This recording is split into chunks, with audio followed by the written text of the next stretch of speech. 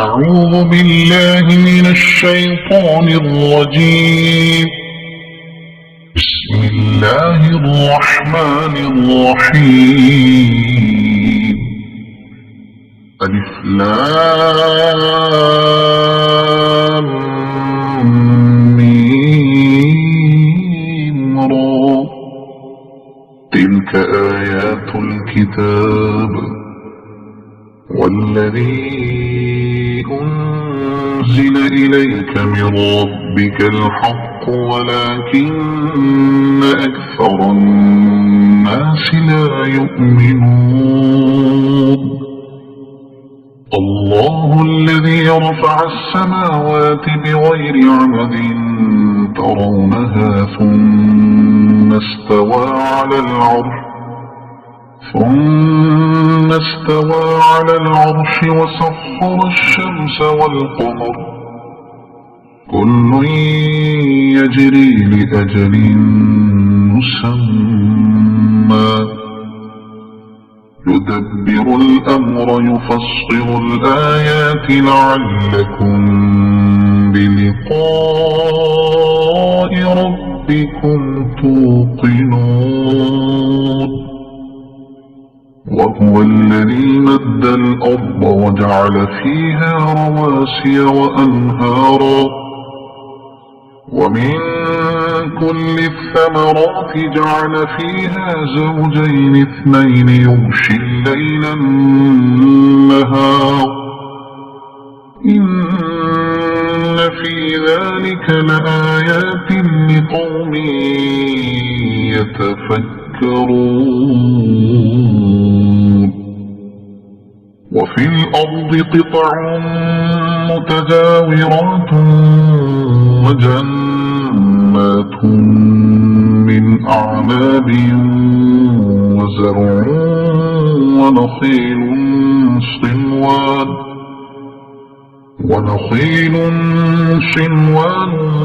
وغير صنوان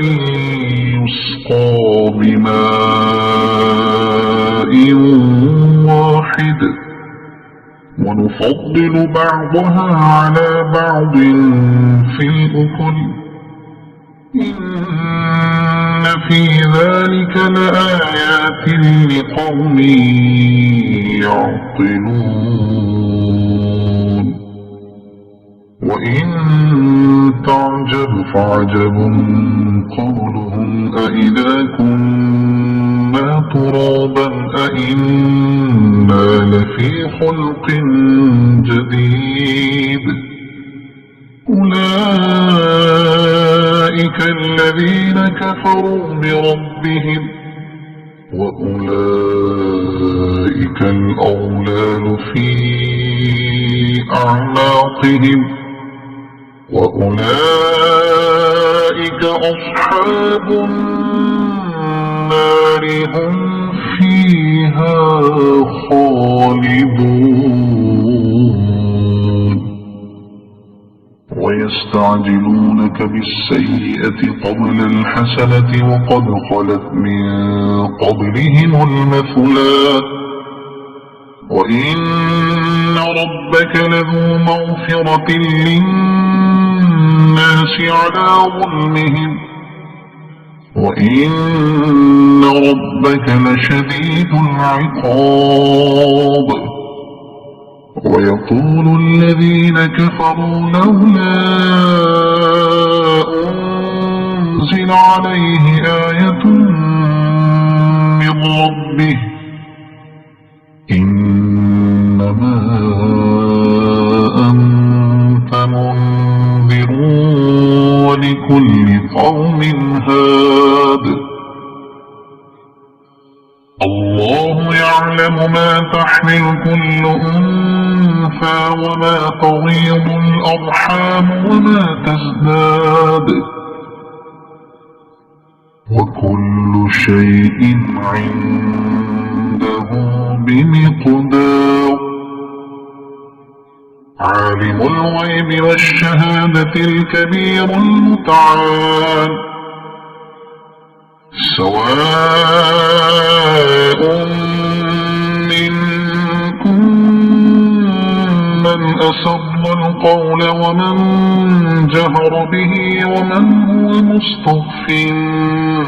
بالليل وسارب بالنهار له معقبات من بين يديه ومن خلفه يحفظونه من أمر الله إن الله لا يغير ما بقوم حتى يغيروا ما بأنفسهم وإذا أراد الله بقوم سوءا فلا مرد له وما لهم من دونه من وال هو الذي يريكم البرق خوفا وطمعا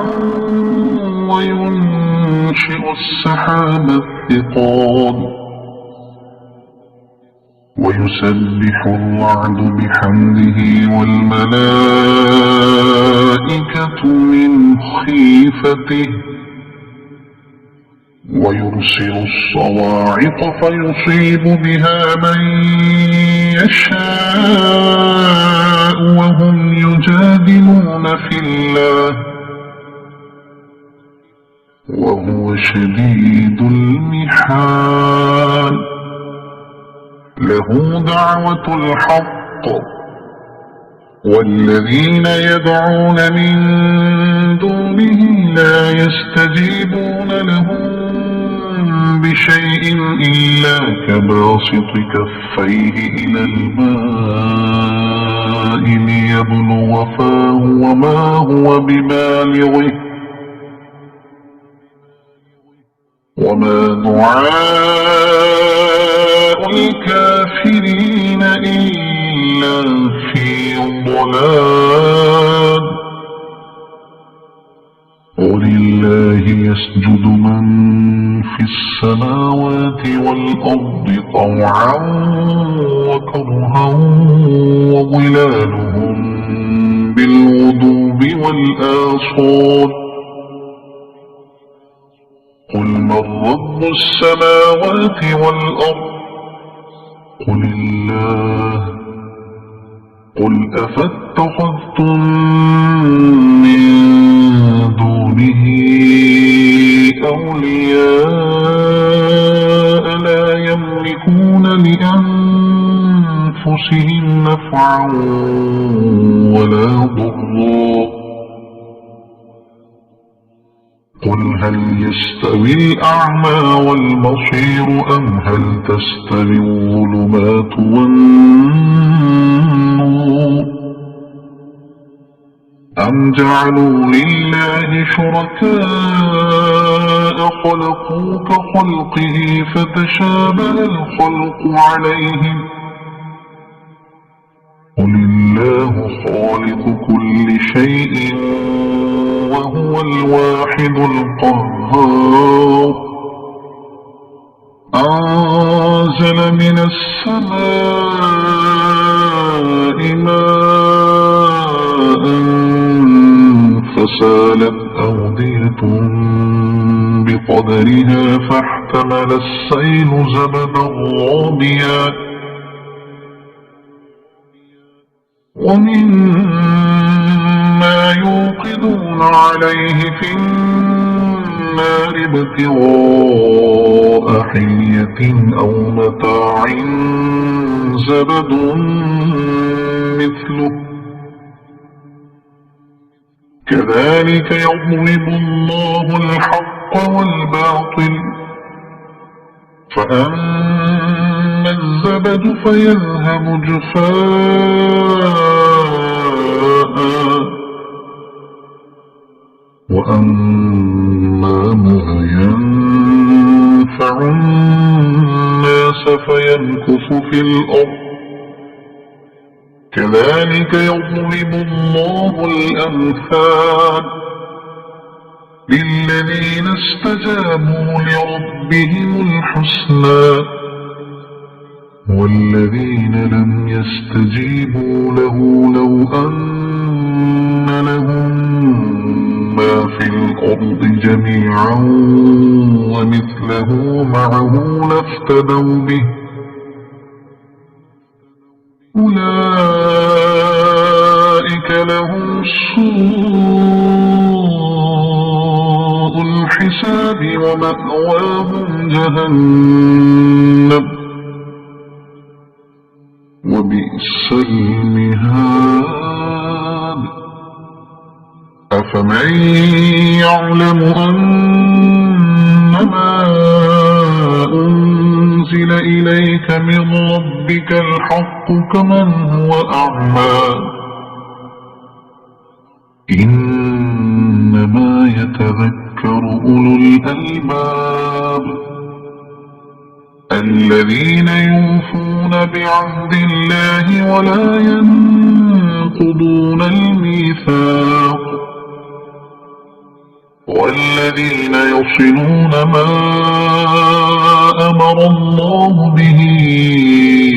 أن يوصل ويخشون ربهم ويخافون سوء الحساب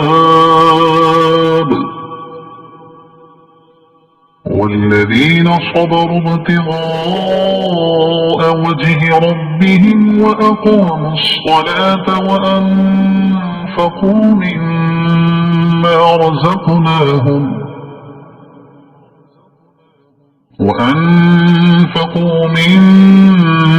رزقناهم سرا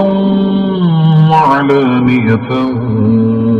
ويدرؤون بالحسنة السيئة أولئك لهم عقبى الدار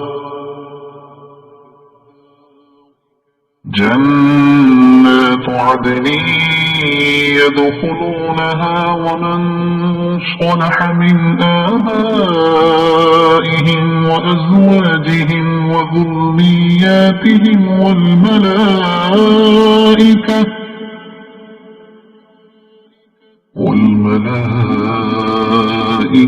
يدخلون عليهم من كل باب سلام عليكم بما صبرتم فنعم عقبى الدار والذين ينقضون عهد الله من بعد ميثاقه ويقطعون ما أمر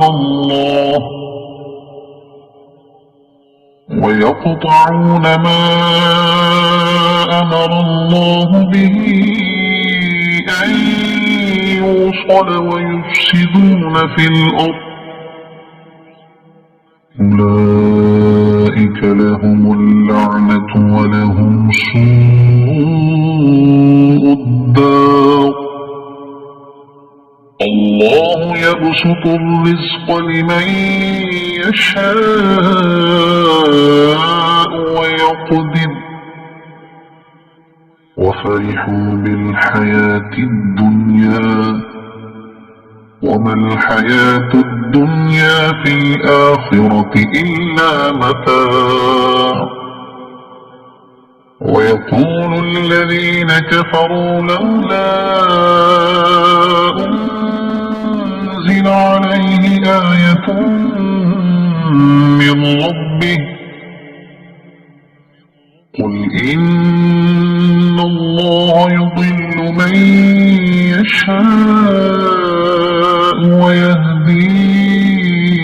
إليه من أناب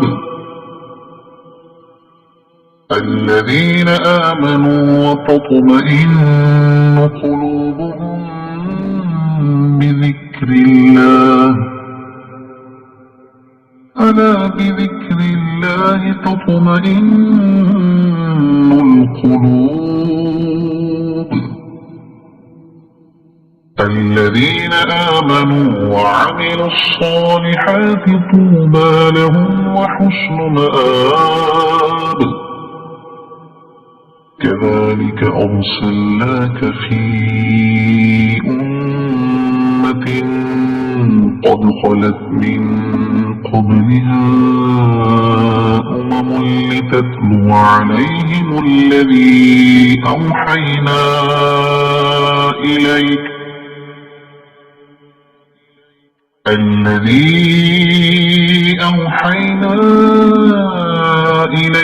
وهم يكفرون بالرحمن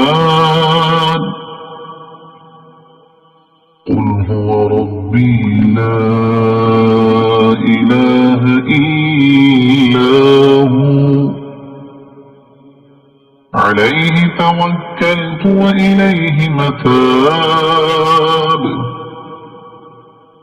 ولو أن قرآنا سيرت به الجبال أو قطعت به الأرض أو كلم به الموتى بل لله الأمر جميعا أفلم ييأس الذين آمنوا أن لو يشاء الله لهدى الناس جميعا ولا يزال الذين كفروا تصيبهم بما صنعوا قارعة أو تحل قريبا من دارهم حتى يأتي وعد الله إن الله لا يخلف الميعاد ولقد استهزئ برسل من قبلك فأمليت للذين كفروا ثم أخذتهم فكيف كان عقاب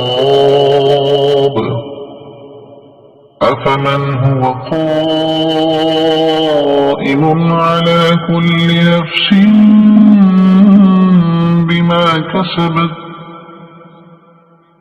وجعلوا لله شركاء قل سموهم أم تنبئونه بما لا يعلم في الأرض أم بظاهر من القول بل زين للذين كفروا مكرهم وصدوا عن السبيل ومن يضلل الله فما له من هاد لهم عذاب في الحياة الدنيا ولعذاب الآخرة أشق وما لهم من الله من واق مثل الجنة التي وعد المتقون تجري من تحتها الأنهار أكلها دائم وظلها تلك عقبى الذين اتقوا وعقبى الكافرين النار والذين آتيناهم الكتاب يفرحون بما أنزل إليك ومن الأحزاب من ينكر بعضه قل إنما أمرت أن أعبد الله ولا أشرك به إليه أدعو وإليه مآب وكذلك أنزلناه حكما عربيا ولئن اتبعت أهواءهم بعدما جاءك من العلم ما لك من الله من ولي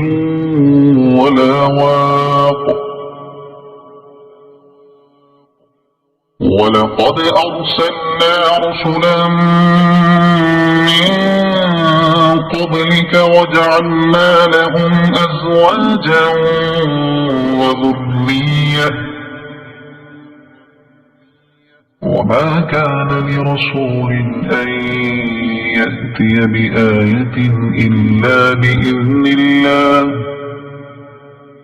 لكل أجل كتاب يمحو الله ما يشاء ويثبت وعنده أم الكتاب